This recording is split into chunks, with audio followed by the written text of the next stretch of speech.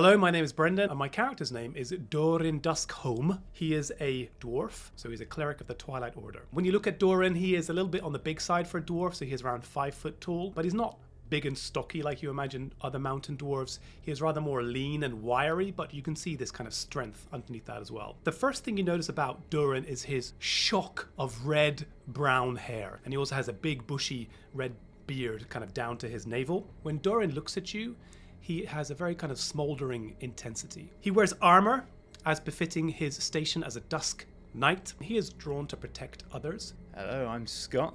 My character is Avery Dumas. He is, well, he's a bit of a wheeler dealer, a bit of a scoundrel, because actually he's to a degree undead. We were lying there in our coffin, and some maniac called Godfrey ripped me out from the ground. A bit of a mad night for me, to be honest. One of many to follow. Dumas, he's about 6 foot tall, blonde as you can expect, a short beard. He wears an eye patch over his eye, concealing this sort of misty, undeathly seeing orifice. Hello, my name is Morris. That's all you're getting. I am Magister and Professor Gottfried Bauch Wilhelm Friedrich Schopenhauer. My character is a man probably in his 60s, a thin, gaunt body, rather lost in elaborate robes of some obscure office.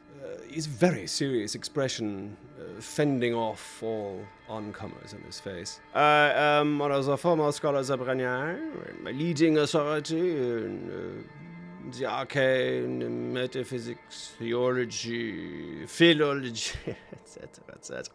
Yeah, okay, I think that's it. I am going to have a cup of coffee.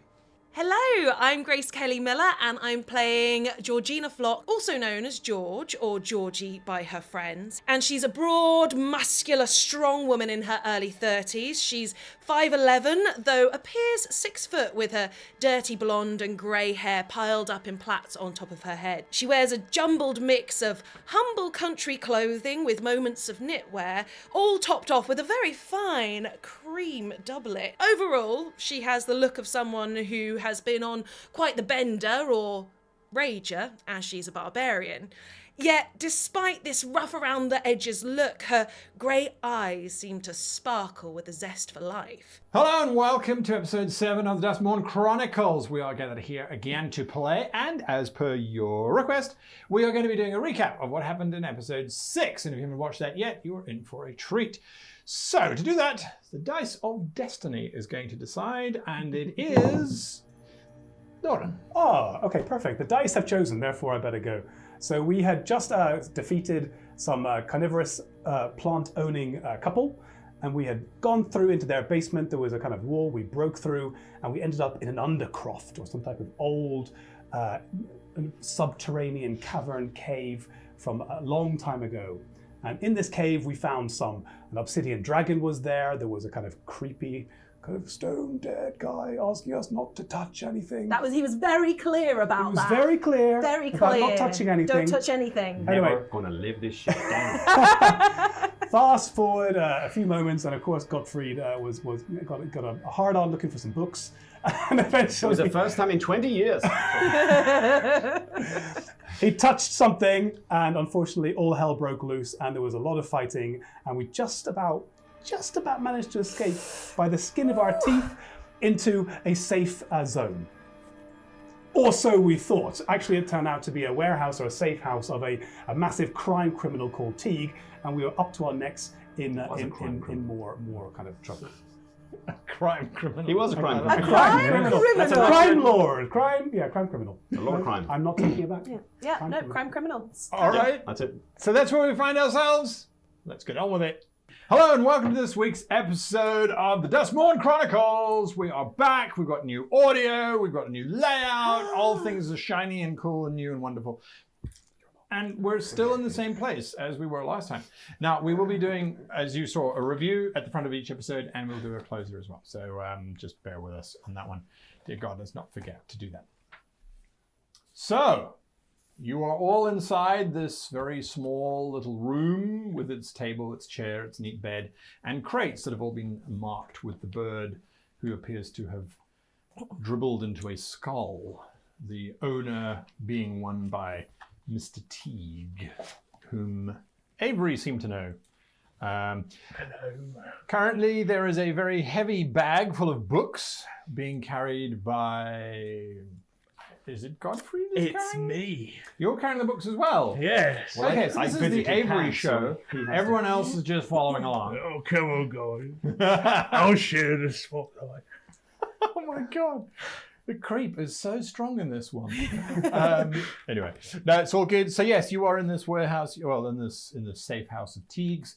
Outside, guards are still wandering around, but now there are also patrols of very interested civilians who've decided that a bounty is significant and needs to be... How much was it? 10,000 gold? Something like that? Yeah, 14. yeah. It's creeping up. It's substantial. And so, that is where you find yourselves. What are you doing? So, where exactly are we? And who is this man in whose warehouse we are sitting, Well, my friend? not to put any more panic on the situation, but this is a front house for a criminal enterprise by someone known as Teague. Right. He's a bit of a cutthroat and a gambling man. Mm-hmm. By the way, is everyone up? Is there anything else coming up that trapdoor? So as you say that, Dorian, who was the last one out of that death house, which they just escaped out of. I will apologize for all that, by the way. You will in a moment. So, Yeah, Georgie is giving you daggers right now. yeah. She's trying to keep a hold of herself, but she's still in very much a rage. It's a very large lady is angry at me. I am scared. so Dorian has made sure the door is shut as much as he can do, and he stomped up the stairs, walked straight over to Gottfried, slammed him up against the wall and said, "Gottfried, what the hell are you doing? Can't you keep your bookworm in your pants for 5 minutes?" If you would like to remove your hand from my throat, please, I will explain. You don't sound like that when you have a hand in your throat. As if you could please get your hand off my throat. You have 5 seconds, Gottfried. Explain what the hell was going on down there. Apologies to all, but the fact is that there is nothing more valuable than knowledge. And down there we have a storehouse of knowledge that is irretrievable and also in danger of being swept away by the waters. You understand? I thought you lot of the Twat Palace were meant to be smart. Listen to some instructions. Yeah, there might be some nice books, but leave them alone, for goodness sake, with priorities. Haven't you heard of a library, man? There's a library there that is absolutely invaluable and priceless, so you want me to ignore it? You can't read it if you're dead, you stupid old man. Look, are you dead weight? Because I don't want to be trying to get out, sneaking out with you if you're going to not actually pay attention to the situation. We've got this poor little prince here. We're trying to protect his life, and you can't control yourself. I thought we only had one child to deal with. Godfrey produces his book, a very large book, which is green and gold and has this kind of expressionless, almost featureless face on the front of it. And it opens by itself. And he says, I have a 25-word message here that I think probably I have a better chance of understanding than any of you. So a little respect for the scholar, please. And his book closes. And then he gets very grumpy and kind of sulks, frankly. Frankly, just sulks. You earn respect. Yeah. When I need something lifted, I will call you. I have 2 hands, old man. Don't forget that. And I can burn you to a crisp dusk night. Don't forget that. Try it. You asked for it, you might get it. We'll see. And sulk. Passions are high, I appreciate that. However, let's not lose sight of the fact that we are wanted, ladies and gentlemen, and young orphan boys present. So maybe let's think of the big picture here and try and find a way out of the city. We are truly in deep shit if he is the one talking sense. I mean, he does have a point. Gottfried, I have to agree with you. He is making a little bit of sense. We need to get out of here. I don't believe that. I came up this. I overheard something with regards to a Teague. Is this some sort of smuggler or mastermind here in the city, Avery? He's probably capable of helping us. However, I wouldn't trust him as far as I can spit, and I can't spit for shit. Okay. Do you have any suggestions? Is this warehouse just this one room, or is there more? Is there more I've to not it than been that? in this warehouse before, however, I recognise his mark, and what with the city in its current state, I would assume it's abandoned, but it's probably best to have a look around and just verify Just for that. clarity, it is a safe house, not a warehouse. Ah. So it would be you're still in the residential area somewhere. You didn't travel very far in the underground chambers. So it's probably still close to where you were before. But it's a house, it's not a warehouse. Yeah, just for safe. clarity. Can we check the windows? Can we try and close up this shop to make sure it looks... They're all boarded up. They're all already. boarded up. Can I try the door? Is it locked? Absolutely. And there are more locks on the inside than you would deem appropriate for this kind of area. Are there a At few least that's crates something. laying around? And Yeah, dozens of yeah, them. can Dozens we? of them. If we open a few of them up, is it more of the same sort of powder? Well, this is the thing about Teague's crates. Once they're open, it's very difficult to make it look as if they haven't been opened. So it's one way that he ensures that couriers don't open and nick a little off the top. But yes, you can absolutely open them up. I don't think we're worried about what tea could do to us at this point.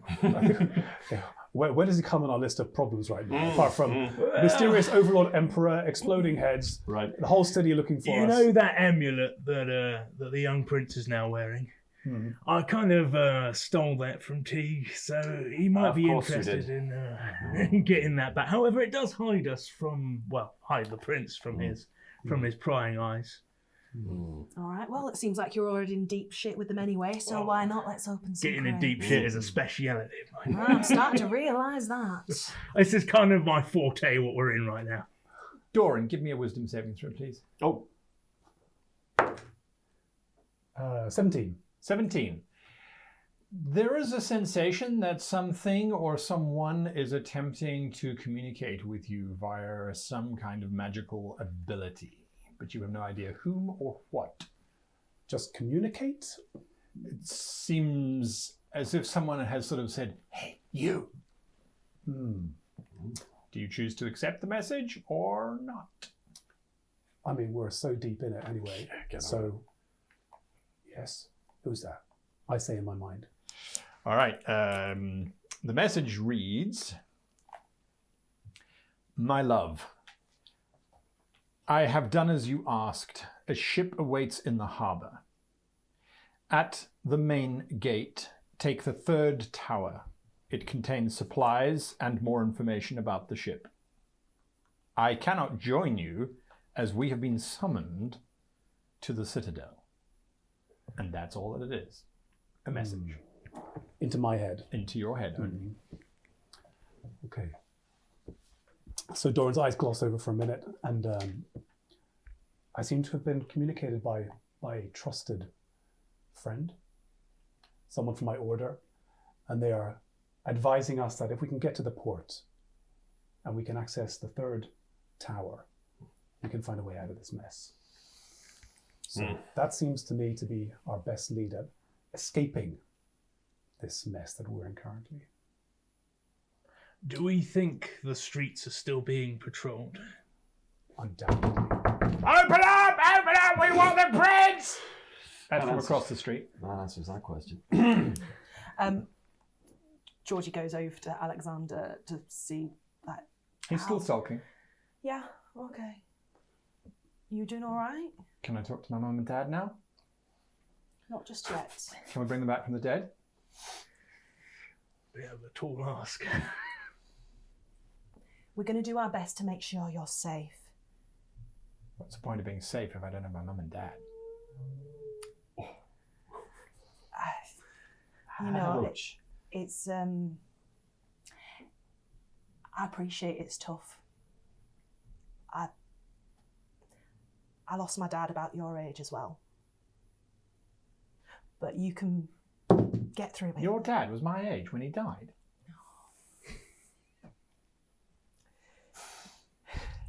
No, I was your age when he died.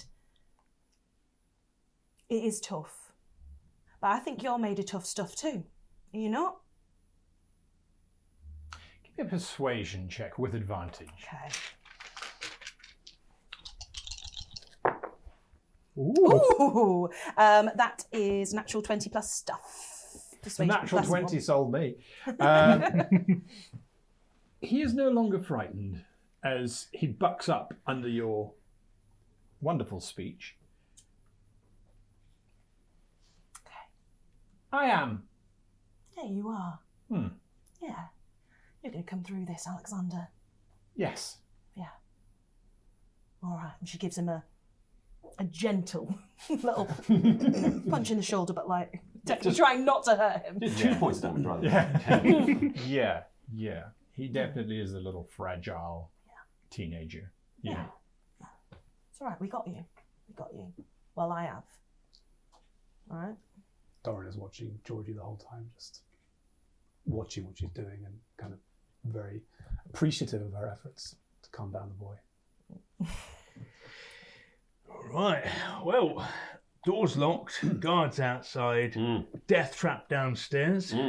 If I peek out the window, is there visible through the boards? Can I see Yes, outside? absolutely. The board's not that well put up. Can I see the patrol and also the were they crows or ravens circling? Yes. So looking through the slats, you can see there are still patrols, although it looks as if the guards now have moved further down the main road in their search. But there are civilians wandering around armed with an amazing array of antiquated armor and equipment. And if you were a betting man, there may be violence, whether they find someone or not, by virtue of these little clusters of paranoid people desperately trying to make money off of your heads. Those are there. And when you look up onto the roofs, there are still murderous crows hanging around.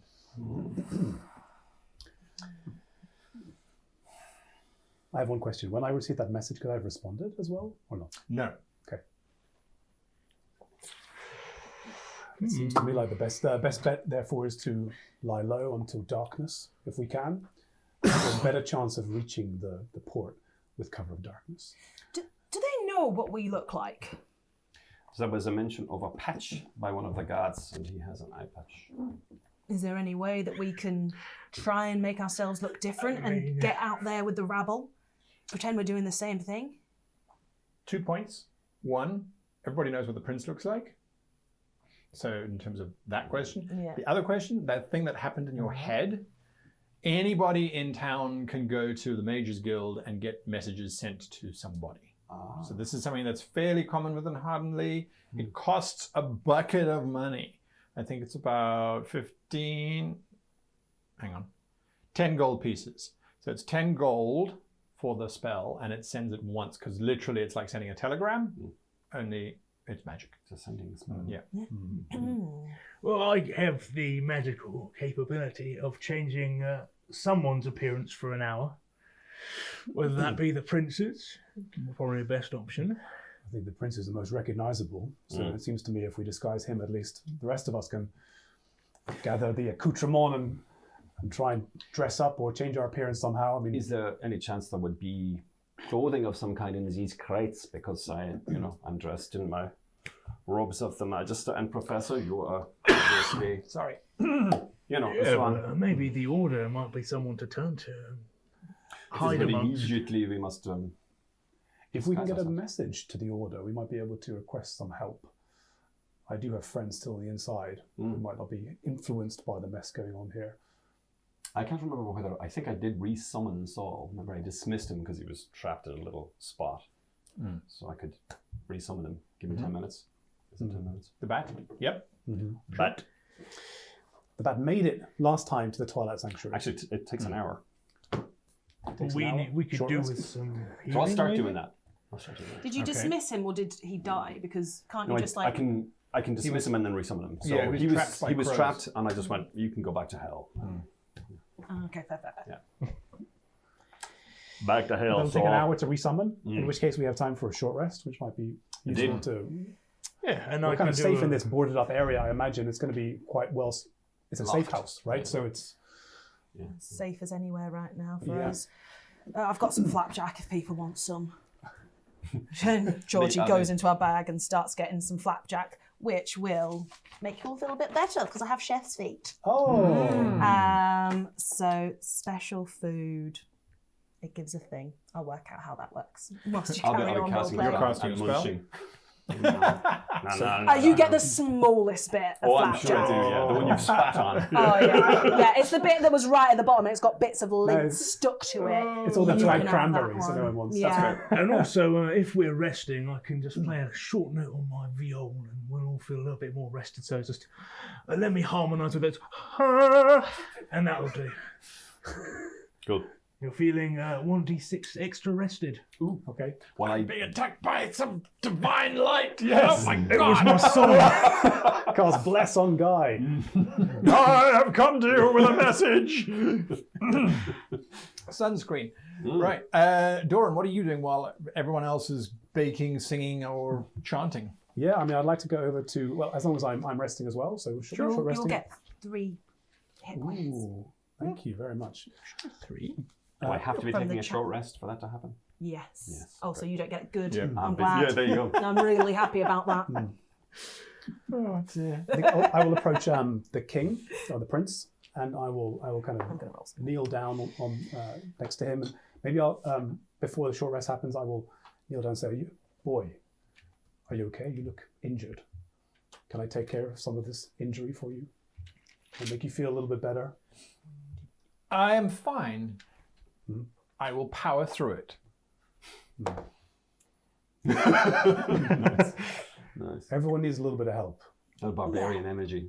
Even I need a little bit of help. Then yes, please, because it hurts. So I will burn a spell, just to a healing word or something, just to bring him up a little bit.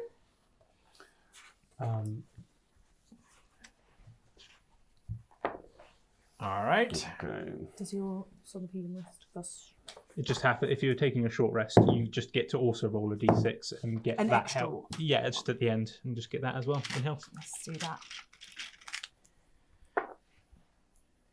The hour passes by, and only once is there someone who bashes on the door in the name of the city guard, but it is a ticking the box kind of activity. They sort of go, "Open up! Is anyone in there? All right, next," and then they move on. Other than that, there are some screams and shouts that you hear distantly, and that's about it. Since you all have been in the city for quite some time, you realize that where you had started out is not where you are. You are now here, which is in this sort of U-shaped turnpike thing. To get to the harbor, this distance here is about half a mile, give or take, on the main street. Of course, you can go sort of back route if you like. The particular gate that was referenced with the 3 towers, Yeah. you reckon these are the 3 towers because the gate's right here. Okay. And it's on the near side of the gate. We would to get to the towers from us. We wouldn't have to Yes, pass. so the access to the towers is on the inner bailey as you are leaving Cleric's Tier. And so, yes, you would access the towers from within. Are they? Is it like they're named tower, the first tower, the second tower, third tower, or is that just a general direction we were given? That was just a general direction. But there are not a lot of towers near that gate to the harbour. So, yeah. On the outside, yes, the towers often have names, but that's because there's a tower every sort of 150, 200 yards. We changed the prince's clothing already in Yes, the you did. guardhouse. Yes. He's wearing urchin. Urchin. Urchin. Dead urchin. That's right. Yes. Not spooky at all. Well, if we're ready to depart, I don't see any reason holding off any longer. Saul appears. Okay. You want me to send him to your church again? Yeah? So I have an idea for us to move through the streets a little bit unassailed, but it is distasteful, and it requires everyone to be happy with it. Distasteful is kind of my bread and butter. Yes, I can see that. Yeah. So Doran is going to explain. In time of death, Holvath is known to come and be with the people during their troubled time, and normally the Dusk Twilight Order, they dispatch a parade of some sort to march through the streets to bring the message of life and death to the people. Now, maybe I can send a message via your familiar, Gottfried, to my associates in the Twilight Order to dispatch a parade which will come via our location. And in that parade, there'll be a empty casket, child, dwarf-sized, let's say, and also some spare equipment, some robes. And we can ask them to come and pass by us, and we can dress ourselves up and parade down to the port. This might be a way to kind of, no one is going to, in their right mind, would attack or assail a troop of the Twilight Order as they're doing such a ceremony. So that is my idea. It's distasteful, and especially so because the best hiding place for the boy Is the would be in the casket. Because he hasn't been through enough. So let's stick him in a fucking coffin. In fairness, I can touch him and make him like feign death. So it'll be an even Feign more... being the operative word. Feign. Yes. Yeah. Because then I could cast repose on him. Do you think there is any chance that your priests have collected the remains of the king and queen? It is part of their duties to oversee the rituals related to death, and I'm not sure if they may be involved somehow, because God Halvoth, as you know, is responsible for life and death in this world.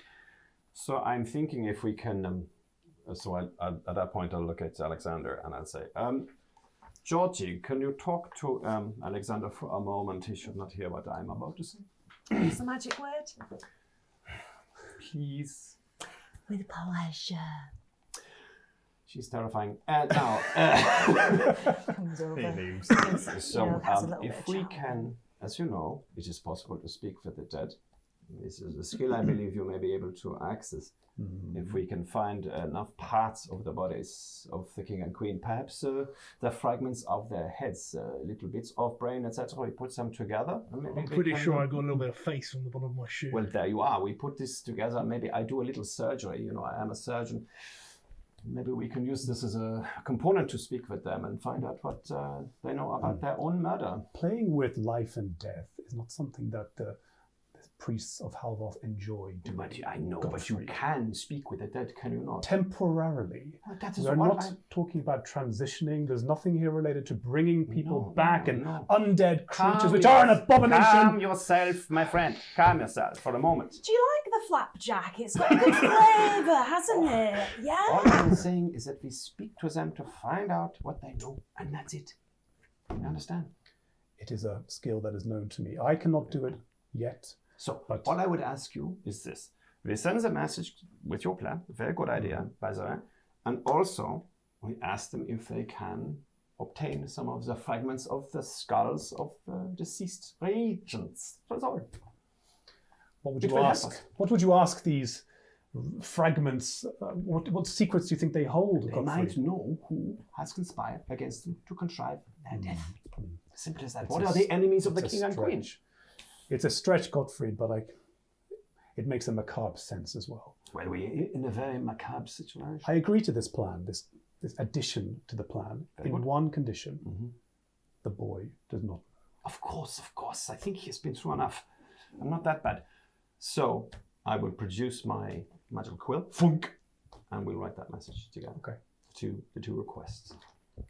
And then Saul's going to carry it. Is that correct? Yeah, and Saul's like, I'm back again with this fucking guy. I was in the middle having a cup of coffee. Now I got to do this shit again. Fuck this guy, man. All right. And so you find a loose board over a window, crack it open slightly, and release Saul out into the air. He's flying as fast as he can, bearing in mind to get to your temple, which is over here. He is literally flying across half the city. And he's not a particularly fast bat. 30 feet. Yes, he's also terrified for his life because there are crows around. Can I bless the He's from hell. He might not like it, but yeah, sure. Literally out of from existence. one of the 9 hells. Yeah. Fine. Okay. Why not? All right, so he's gone off. It was a Actually, if you give him some temporary hit points, because there's only 1 hit point. Okay. I mean, I can do. I guess. All right. Not I a just got problem it for back. You. Not a problem for This you. is after our to short rest. Okay. Bless Okay. a hellborn bat. But I don't have aid, so I'm going to have to burn a Twilight Sanctuary. Well, it's up to you. Okay. The Twilight Sanctuary, so the imp gets 9 temporary hit points. That's 9 temporary hit points, ladies and gentlemen. That bat is swole. And the whole room is filled All of a with... sudden, the bat's like, The bat Yeah, starts I like attacking this. the This crows. is pretty good. Yeah. Come at me. I like that guy. Come at me, you little crow bastard. All right. Everything goes quiet. You have a large sack of books. Everyone has that's eaten. the next port of order. Gimme. Do you say the magic word yet again? Oh, fuck you people. Yeah, okay. Bitte. Bitte, please. I just feel like you owe me a couple of apologies for ways you've spoken to me in the past. Oh, God. This is a difficult day for me. Please, The my young good boy. friend Avery, give me a book. You kind man, and I have wronged you, and I'm terribly sorry. Give me the book. You can have 2 for now, and if you're very good, you'll get more later. Wow. We figured out how to play with Godfrey. Okay, here's your first one. All right. Roll a d8. Who? All? Anyone. Me? It's just whichever. I'm just looking at which book you got given. 3. 3. What is your draconic like? Pretty good, actually. Ah, I do speak Draconic. Don't I? fantastic. This book, if you spend the necessary time reading this book, the short title is Controlling Humanoids and Other Lesser Species. Wonderful. Wonderful. Yes, written in Draconic. The sort of the introductory passage is written by a dragon by the name of Aspvex, and she was particularly fond of controlling humans and elves and getting around the little elvish charm thing, as she calls it. Gottfried is too excited by this. Dangerously so. Blood pressure medication should be. So yes, controlling humanoids and other lesser species. Right, so that's that book. And then roll another d8 for me, if you please. 6. This one, this one is, you grabbed them at random, you were pulling them in a rush. Agriculture Today, written in Elvish, and it's about 4,500 years out of date.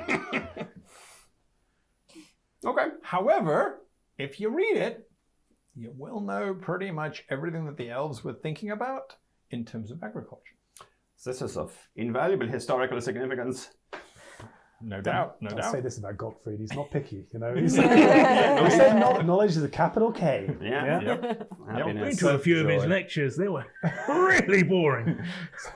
It's like a rambling rally. It is very good for insomnia, so don't knock it. Yeah. Yeah, you can put me so right. those just are, like... those are the 2 books. The Agriculture Today, that book on it is a fairly large tome, but in typical Elvish fashion, is beautifully presented, is very straightforward. Controlling Humanoids and Other Lessers, that book is a significant tome. In terms of weight, it is weighing very close to 20 pounds. Just that one book. It is heavy. So you're saying my 9 strength might be an issue here. 8 Just- strength, I beg your pardon. Just raising it for those kinds of reasons. We don't have a bag of holding. Don't read it in have bed one. like this, you know. 10 points of damage. Suffocating. Okay. Interesting. Are we waiting for the bat? We are, or waiting for the Black Parade to come. I'm perusing these books and every now and again just pausing to look through his eyes and see how he's doing. Oh, Now there's a range on that, so at a certain point it'll be Okay. out of range. But Yes. 10. you want to know that range? I do. That depends That's where what my information my you get. little spell cards aren't terribly useful because they say, for the rest, see page blah de blah of your spell of your player's handbook. All right. So He's flying. The first time you check on him, because this will be within range, give me a perception check whilst you're also looking for stuff, because that's convenient. 4 plus 4? his is, I think it brings it to 6 or something Okay, like that. sure. On a 6, the town is alive with these groups of civilians banging on doors, screaming and shouting. And what's your range? So within 100 feet, I can communicate with him telepathically and see through his sonar. Right. So it's not very far. Okay. 100 feet? Mm. All right. That's all that you got before he was out of range. Yeah, fair enough. Because he is traveling 100 yards easily. Yeah, more than that. Yeah. Actually. So you lose communication with him, but yeah. All right. Can we have an idea? I mean, imagining he gets through to the Twilight Order, I know kind of how long it takes to put this type of thing together. They may even already be doing it, given the state of what's been happening. Do I have an idea roughly in terms of hours, how long it might take them to navigate back around to this side of the city? Is it a matter of 2 hours, 3 hours? Oh, it would be more than that. So taking the average flying speed of a bat carrying a message, and we're assuming it's a hellish bat, not a divine bat. It's a hellish bat. It's a hellish bat. Given the average flying speed of a hellish bat, being chased by crows, trying to fly halfway across the city to get to the Duskwarden, to hand over the note, for the Duskwarden to read it, then to just quickly assemble a funeral party. And then, this would be the most timiest of the problems. That funeral procession would start here and then have to go At a 1 stately mile, pace. Yeah. 2 mile, almost 2.5 miles I think at I a would- stately pace to get to. Well, I would have mentioned in the message it was a funeral sprint. Gina, glad the sky is dead, so we're going to... Definitely, we gotta get going. So you are 5 hours, maybe? But recall what the message said. Or give me a insight check. Yes, well, I remember what he said, that he was called away. Right. So I was wondering if I would maybe they're not address there. it to, address it to the Admonitor Lyra. Yep. Gloom Whisper, maybe Sure. instead. Lyra Gloom Whisper is the Admonitor, who is kind of the assistant to the Duskwarden Eldred Viernich. I assume she would have been there. Sure. So given that, you're expecting 4 or 5 hours, unfortunately, which would put it at dusk, by the way. I was wondering if it was going to be at dusk or not. Suitable. Can I take a short rest in the meantime then? Yes, absolutely. So unless you are going to do anything active, you are sitting and waiting. Yes. I'll search the house, really. See what we can See find. what's going on in here. Ah, okay. Interesting. Go ahead and give me an investigate check. And if you're both doing it, one of you can provide advantage to the other. I will provide advantage to you. I'm helping. 16 or 16. Okay, we'll take 16. On a 16, these wares that Teague has, when you open the first crate, because you have to at some point, there's just, the place is absolutely clean. It's got to. When you open the first crate, it's full of a very red wood that's been cut into planks about that long. You can give me, and this is anyone who's looking at this particular wood, you can give me what would that be? You can give me either a history check or an insight check. You go for history. 10 insight. 18 history. Not bad. I'm going to go 21. 21's better. 17. Yep. You're all looking at this red wood. It doesn't seem to be particularly different from a normal wooden plank. But when you see it, you recognize that this could possibly be something that is called bloodwood. Bloodwood is an illegal import from Drakenmoor. Drakenmoor being the kingdom controlled by the 8 dukes. Now, what makes bloodwood particularly interesting is that the trees in Drakenmoor, not all of them, but most of them, are carnivorous and will eat anything or anyone that comes close to them. The wood of these trees, however, just happens to have a remarkable property. If you put blood upon this wood, it will heal itself. That makes it remarkably good for building things, because if it breaks, you bleed on it, and it fixes itself. Ownership of this wood outside of Drakenmoor is very illegal. The trade of bloodwood is limited to Drakenmoor and Drakenmoor only.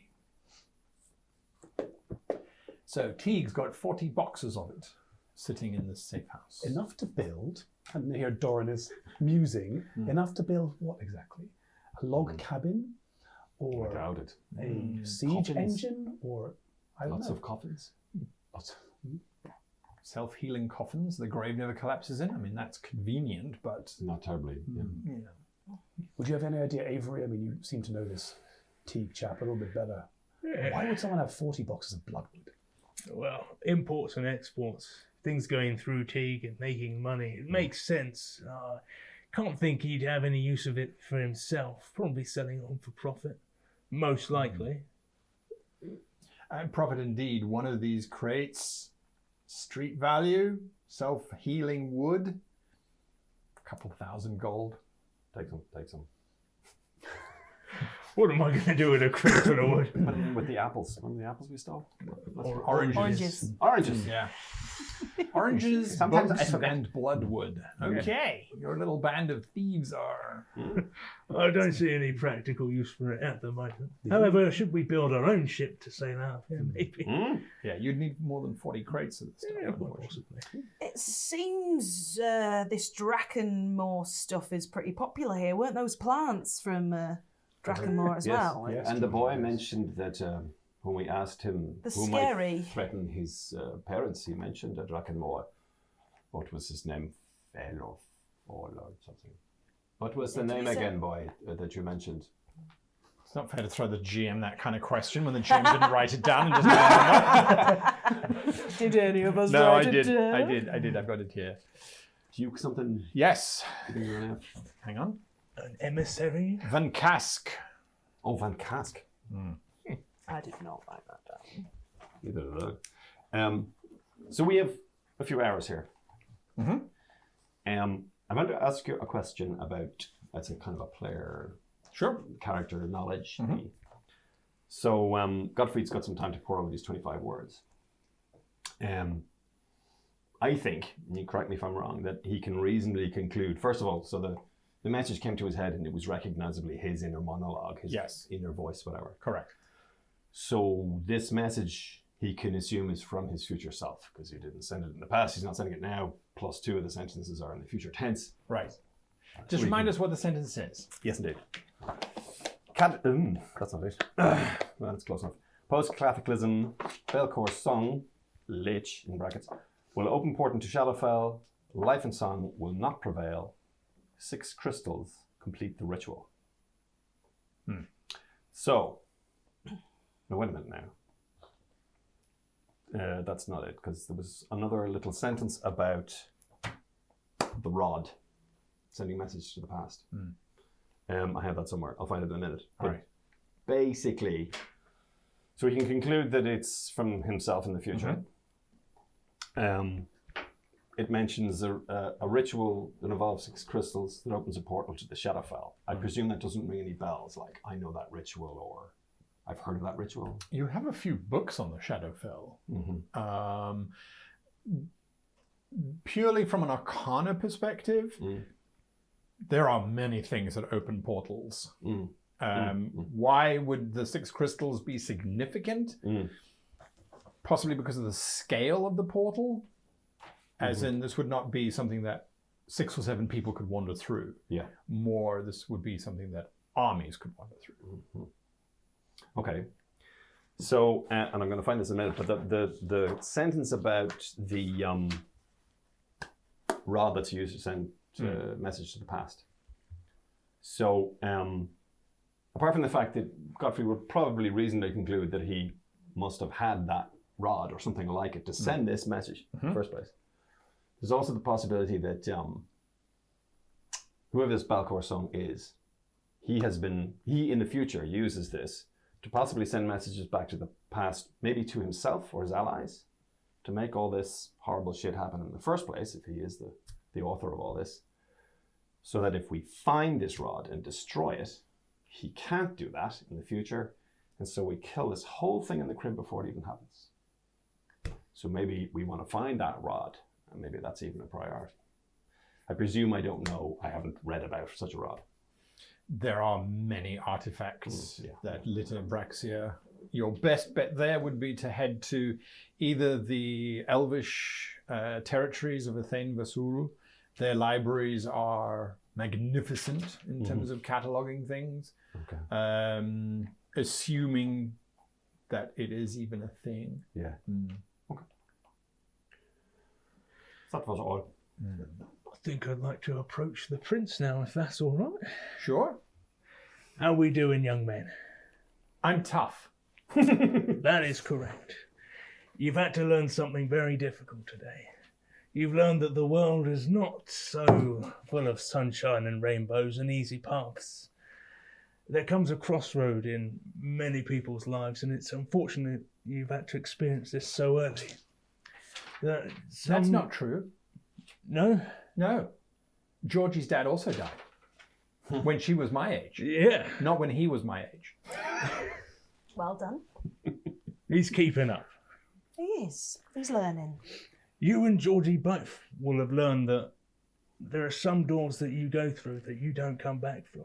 The world is dark and full of sharp things. But I'd like you to focus on what's happening next. All right? You can't move back. Your parents, they're gone. All right? But you said you could bring them back. I said you could speak with them, and that's still true, but it won't bring you closure. What you need to think about now is what you want to do. What you want to do with us, and how we're going to help you put it all right. Okay? So think about that despair, that anger you're feeling right now. All right? Because we're kind of experts in hurting people.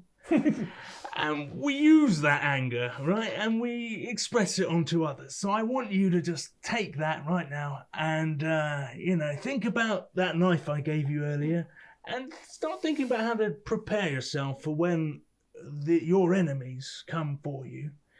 And think about how you're going to defend yourself, right? And we'll teach you the steps, really.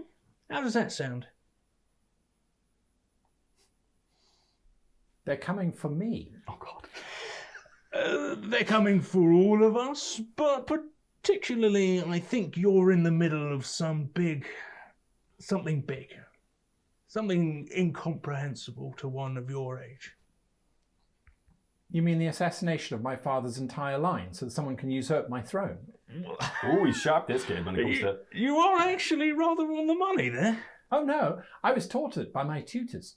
Okay, well, what did they teach you to do next? Cut the heads off of everybody involved in the rebellion. Put it down by, generally, well, it depends. If we do what Uli and the Fourth did, I would have to execute half the city for allowing my parents to be murdered in the first place. Okay. George, maybe some stepping in here, setting boundaries. I can appreciate why your tutors might have taught you that, and sometimes it's useful, but it seems like there's very particular people who try to assassinate your parents, and you wouldn't want to kill anybody innocent, would you? No. So then I could possibly do what Corin III did. That would be to cut off all of the genitalia of all of the people involved in the assassination of my parents, and to suspend them from the main gate so that everyone coming and going would know the circumstances and the outcome of those that would rebel. Now, as a general rule, people are quite fond of their genitalia. So I wouldn't go chopping them off willy-nilly. So then it's got to be what King Earl did. I'll find out the nation that sent these assassins, and I'll launch a giant invasion and take them over and burn and pillage and rape all of their vulnerable places. Right. I think. I think looking to history isn't always the best, apart from to learn how we can be better. Right. And hurting lots of people in all those horrible ways. That's not the way to do it, Alexander. But that's exactly what he No. just said. I and was you're very talking good more at of doing. a self-defense, individual, one by one. If someone's coming at you with a sword, what are you going to do type deal? Order the guards to stop them.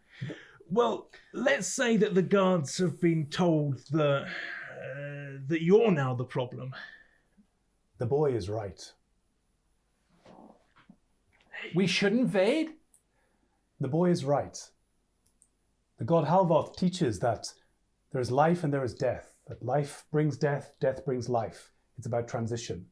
But he also recognizes that nature is in a balance. What happened to this poor child is dramatically imbalanced. At some point in time, boy, Alexander, there will be a balance.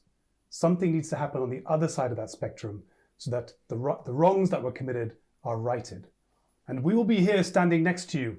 God Halvoth will be there, right by your side, to make sure that these wrongs are not delivered again and again in the future. Can I add just one other possibility, Alexander? Faith, rage, etc. There is also something called reason, and perhaps you and I at some point will speak about it. Not at the moment. Because I'm persona non grata. Even my cookies are shit. You get better cookies when you behave better. His brow is deeply furrowed as he is trying to absorb these three quite different approaches to what he should do next. The afternoon ticks by. Maybe some fencing practice to start. I think that we just want you to be able to protect yourself at the moment. That's the most important thing. We can think about the bigger picture later. Did you have a fencing master in the castle? Yes. And what? Maybe show me a few of what you're capable of. If I came at you like this, and I do a very slow sort of thrust. Don't stab the child. Yes, he shows you some very delicate footwork, which is very popular in court at this moment in time. He manages to almost impale himself on your blade as he is busy making sure that his feet are in the right position so that he can be seen as being a master duelist rather than someone who can defend himself. Right, some practical lessons. Yes, so you spend the afternoon, I'm just going to make a note here, learning to fight. Yeah. Georgie's going to do a lot of getting very grounded, really breathing, strong stances. We can do some demonstrations as well to us. We've got some different techniques as to. You're more smashy. Yeah. I'd like to say refined, but who am I to say? All right, that's what the two of you are doing. You are waiting for anything, any sign. Please go on. So, well, does Saul return? Message delivered? Or does he? What are you doing while Saul's gone? Me? Yeah. I'm praying in the corner. Okay. Great. And what are you praying? I'm praying my usual kind of like a ritual rote. I'm just in the corner by myself. Life from death, death from life. The sacred cycle spins. Tapestry of souls, every end begins. Halvoth, guide our steps, steady and true, at night's end, to find our way back to you. Life Roll from death. percentile. I apologize for cutting you off. No worries. Roll I was just going to continue. Percentile is this one and this one. Yep, 2d10. This one and this one, right? Can be. No, that's No. double percentage. Yeah, you want a Okay. single Yes, one so alongside a your, normal d10. Yeah. There you go. Yeah. 6. 60 or 6? 60. 60. 60. Okay. Got it. I still wouldn't have worked anyway. At level 5. All right. So yes, you are praying. Saul eventually returns. He will relay that he dropped off the note as best he can. You kind of get this image of the note being dropped into Blicked into someone that looked important. Because you might have said, go drop it off with Lyra, but he's a bat. Yeah. So that was done. He then also relays that he's not going out again. Because now, not only are there crows, they're shooting everything. Shooting. Yeah. Right. The gods. The gods are shooting the crows and anything else that flies. I see. Right. Oh dear. Okay. Well, I mean, fine. You can always just go back to hell and I can bring him back, but if he's going to be a chicken shit about it, fine. He looks at his extended digits and wishes that. But it's like, damn this membrane. So he vanishes. But that's what he gives you. Okay. The guards outside, you haven't heard a guard for an hour. It is now getting towards late afternoon. You have heard no guards. The mobs are now just getting drunk. They couldn't initially find anyone. The guards stopped them from bashing down doors, and so it became a lot less exciting. If you could only search your own house for the escaped people. So there are still a few wandering around. Every now and again the door handle gets tested, but because it's locked quite well, no one seems to press the advantage. And as the sun is slowly starting to set, there is a sense that the city has calmed to a degree. Okay. With regards to your procession, you hear none of the normal chanting, bring out your dead. Bells, whatever. Nothing seems to drift along. Okay, so we leave it. Doran will probably say, by this time, I mean, it's kind of really towards the end of twilight now. It's kind of. If they're not here in the next sort of 15 minutes, it would be very uncouth for a dead convoy to move through in the dark. Okay. So I relay that. We're running out of time. It doesn't look like the parade is coming. Seems like we need to make our own way through the streets. I'll take some time to use my quill to transcribe as much as I can of because I'm not going to be able to carry it, the dragon authored book. You're leaving it behind. I don't think I can carry it. I've got a bag of holding. Oh, you've got a bag hold. Thank you. Fine, won't do that. Oranges in here. Bits of wood. Yeah. One or two logs just for sentimental reasons. Sentimental No, log. we have a bag of holding. That's great. Yeah. Okay. All right, so you've still got the book. So we're going to have to make our own way, I think. I'm not good at disguises, but maybe you can help. Not only can I magically do it, but I'm also a fantastic disguise maker. Great. Doran starts to unbuckle his armor, which he assumes is going to be the biggest giveaway. And the armor, different pieces clang to the ground. Right. And you've got undisguised. Buff dwarf. Swole dwarf underneath, yeah. And you have the wonderful contrast of me taking off some of my ceremonial robes to reveal this exiguous, scrawny, rather pathetic-looking figure underneath. Yeah. Is there, like, as this is a safe house, is there anything around that could be, like, you know, a quick disguise that's there at the ready? There are like clean a clothes. go bag? Yeah, there are clean clothes, but there isn't a makeup kit. The idea is that if someone were to get in, they would just find crates of wood, which most people would dismiss, and then a clean space. So there are just some clean clothes. Yeah, generic kind of middling trader clothes. Yeah. Not going to make much difference to what I'm already wearing. Well, I'll change into something that I can fit into. Yeah, you don't look like a scholar from Twalis University anymore. Good. Avery, can I put my armor in your bag of holding? Go on then. Thanks. I was looking for a euphemism there, but armor in your bag. All right. Not there. Get your bag of holding around this armor. Concentrate on the prince. Are you going to disguise the prince? Yes. He's already wearing urchin's clothes, right. but let's sort of transform and make him a bit less princely, handsome, a bit more gap-toothed, orphan-looking. Don't knock out one of his teeth. Yeah, crooked nose. And you got an hour for this. Yeah, it will last an hour. All right. But I can recast it easily. But... Okay. So you've changed clothing. Yeah. I'm a tourist anyway. Exactly. Nobody knows who I am. Yep, I refuse to remove the head. Made sure just like everything looks all right and Fair deal enough. with it. And I sort of take off the hat, see the massive scar and the stitching that holds my skull together, and go, I'm going to leave that back on. Does Georgie see that? Everybody saw that. Okay, We're all yeah, on the we same- all saw that. Right, And okay. Tuffy would say, remember to treat that old wound. Oh, yeah. War wounds, you see, the life of previously a mercenary. Doran is looking very suspicious, but he won't say anything at this time. The next challenge, open the door. Which is, Well, yes. Luckily, the locks are on this side. yeah. So, But the so that keys should- are as well? Sorry. But the keys are on this side as Oh well? yes. No, that's the problem. Yeah. But before you leave, the prince steps forward and he says, "I've had time to think about what you've suggested,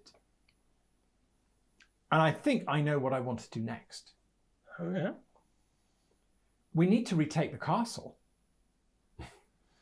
Every great legend says that that's what you have to do. You and what army? You told me that that's what you're good at. We are not So an you army, need to help. boy. We are not an army. Yes, but all the great adventures, it's a plucky group of ragtag individuals that are brought together by some very, very suspicious railroading kind of author, and then they charge in and they seize the day. Yeah, there is a difference between stories and reality. So we will take you somewhere safe where you can start to gather your army, and we will pursue other avenues in the meantime. Remember, more like a that saga. in stories, the long periods are contracted into a paragraph. We have to actually go through the long story. Yeah, I hate to say it, but patience. I agree with Gottfried. You even I do, but I admire your pluck.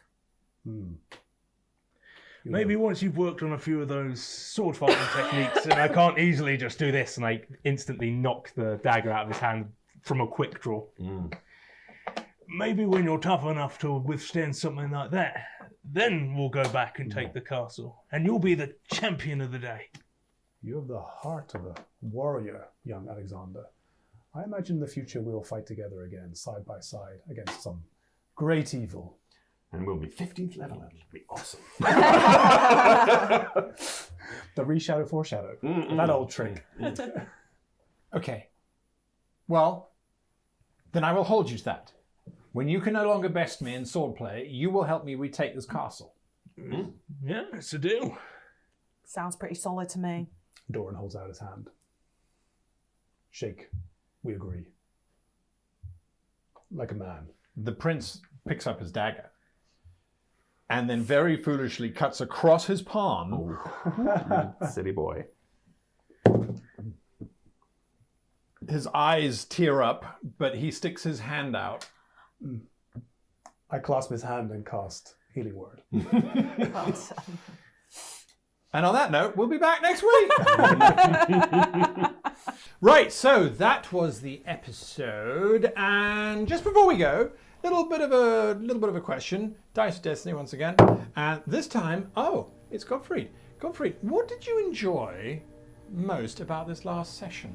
I think it was the fact that we decided we had not traumatized the prince enough, and that what we should do is give him a brain full of nonsense in terms of direction in life, all entirely contradictory, just to make sure that neurosis really beds in, and that this future king will be the most horrific tyrant possible. But possibly a religious, benevolent, but tyrannical Genocidal Excellent maniac. fencing skills. with a A real killer, And a good like stance. a real horror show of a killer. Yeah, I think that was wonderful. yeah, We're very nice real people. teamwork coming together. Very good. Very nice Anyway, we'll be back next week. But before we go, anybody doing anything that way you want to shout out for? Doing something exciting? I would love to shout out about the podcast that I make. It's called No Small Rolls. That's rolls spelled ROLLS. And it's available wherever you get your podcasts. There you go. There you go. There you go. And it's brilliant. I listen to it and it's really good fun. Thank you, Brendan. Thank you. Look at that. Go find out, and the links for that will be in the doobly-doo down below. Until next week, wishing you all the happiest of gaming.